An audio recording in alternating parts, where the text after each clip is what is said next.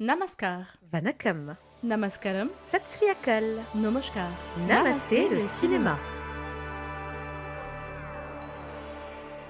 Nous sommes le vendredi 31 janvier 2025 et voici les actualités du grand et du petit écran indien, décryptées en exclusivité par Bolly Co. Bonjour Elodie, comment vas-tu? À merveille et toi? Ça va moyen moyen.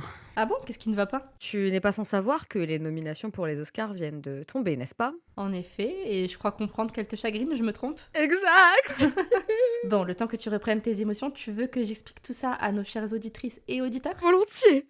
Si vous avez suivi notre folle aventure cannoise, vous n'êtes pas sans savoir que le cinéma indien y a particulièrement brillé. En effet, après 30 années sans la moindre mention, le film indien All We Imagine As Light, réalisé par Payal Kapadia, a non seulement été nommé en sélection officielle, mais il y a surtout remporté le Grand Prix. Bah oui, c'était un grand moment pour l'Inde. Depuis, tout s'est enchaîné pour ce petit film indépendant à la profonde sensibilité. En octobre dernier, All We Imagine As Light est notamment sorti en France. On a d'ailleurs interviewé la réalisatrice et l'entrevue se trouve sur notre site. Puis le métrage s'est clairement illustré lors de nombreuses cérémonies de récompense, notamment aux Golden Globes, l'antichambre des Oscars, où il a reçu 2 nominations pour le prix du meilleur film étranger et celui du meilleur réalisateur. Et ce n'est pas tout puisqu'il est également en lice pour le BAFTA Award du meilleur film en langue étrangère. Tous ces éléments laissaient donc à penser que le métrage avait toutes les chances d'être pressenti pour plusieurs trophées aux Oscars, mais finalement, All We Imagine As Light n'est nommé nulle part. Ouais, c'est vraiment moche. Rappelons quand même que cette course aux Oscars a suscité une certaine controverse puisque le métrage était à la fois pressenti pour représenter l'Inde et la France dans la catégorie du meilleur film étranger. L'Hexagone lui préféra finalement Emilia Pérez, du français Jacques Audiard, et l'Inde, qui tenait pourtant là un candidat de taille, choisira le non moins attachant Lapata Ladies, qui ne sera même pas shortlisté. Ouais, c'est vraiment nul. Et ce n'est d'ailleurs pas sans rappeler 2 scandales similaires. Je vous rappelle effectivement qu'en 2022, Triple R a été boudé au profit du Last Film Show de Pannaline, tandis qu'en 2013, The Lunchbox n'avait pas été choisi par l'Inde, qui a préféré le film Gujarati The Good Road. À noter qu'aucun de ces films ne sera nommé aux Oscars. D'autant que le film de Payal Kapadia n'est pas le seul à avoir été boudé par les Oscars. Santosh, autre cru du dernier festival de Cannes, qui a quant à lui été choisi pour représenter le Royaume-Uni, figurait bien dans la shortlist pour être en définitive écarté des nominations finales. Et on a vu Santosh. Et on peut vous dire que c'est un grand film. Surtout quand on sait que les BAFTA ont été infiniment plus généreux avec le cinéma indien, puisqu'en plus de la nomination de All We Imagine As Light, Santosh mais aussi Sister Midnight sont mentionnés dans la catégorie du meilleur premier film, aux côtés d'un certain Dev Patel, pressenti pour son Monkey Man à d'identité indienne assumée. Bref, l'ethnocentrisme des Oscars est plus que jamais révoltant.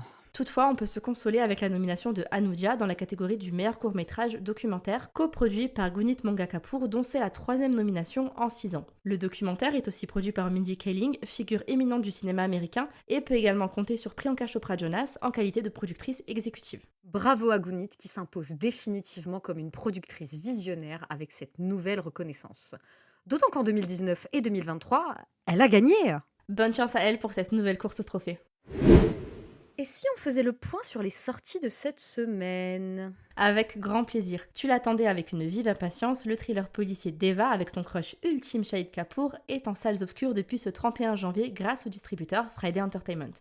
Le beau gosse y tient le rôle d'un flic survolté qui flirte allègrement avec les frontières de la légalité. J'y vais ce soir pour baver comme il se doit, et je peux d'ores et déjà vous dire que la critique sera disponible très bientôt. Chez Filmi Distribution, retrouvez Kudumbastan avec Hermani Kandan depuis le 29 janvier à l'occasion de séances exclusives toute cette semaine. L'histoire, un graphiste tout juste congédié, tente de sauver les apparences en faisant croire à son entourage qu'il est toujours en activité. Une spirale infernale qui ne sera pas sans conséquences. Carlotta Films et les Acacia Distribution nous proposent quant à eux de redécouvrir en version restaurée La Maison et le Monde, grand classique de Satyajit Ray, et ce également depuis le 29 janvier.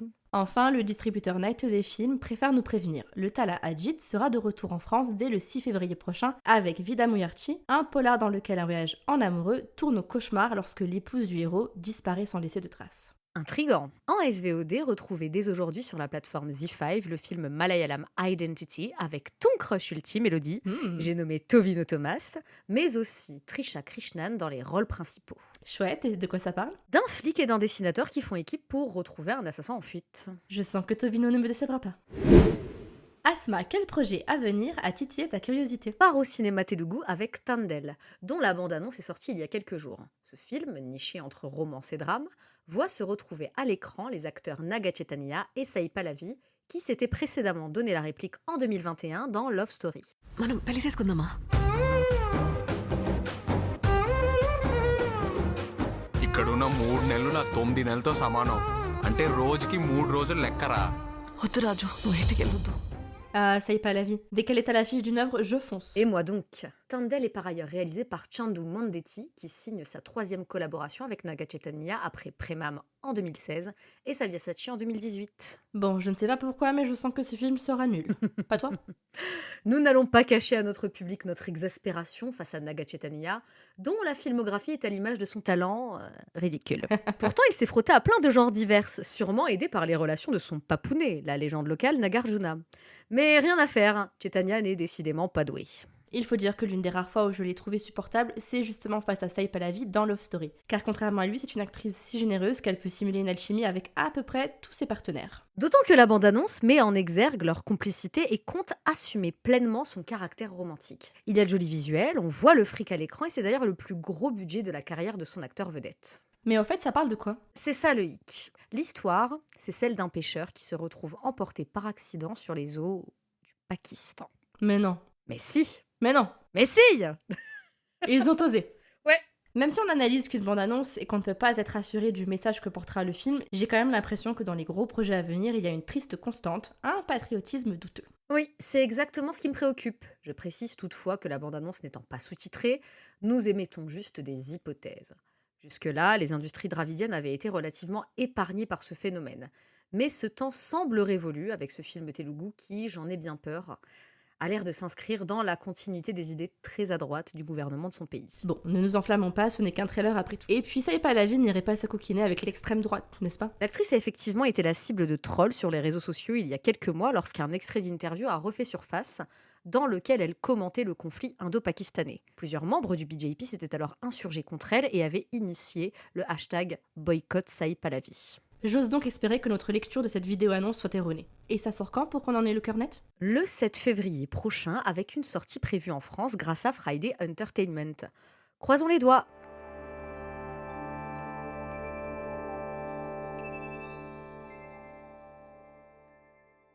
Et c'est tout pour aujourd'hui, merci de nous avoir écoutés. C'est sur la mélodie de Rehana Cole du film Love Yappa que l'on se quitte. L'occasion pour moi de vous rappeler que ce remake du succès tamoul Love Today, comptant les jeunes Junaid Khan et Rushi Kapoor à son casting, sortira en Inde le 7 février prochain. C'est faux comme Junaid ne ressemble pas du tout à son père. Ouais, c'est presque difficile de croire qu'il soit le fils de Monsieur Amir Khan.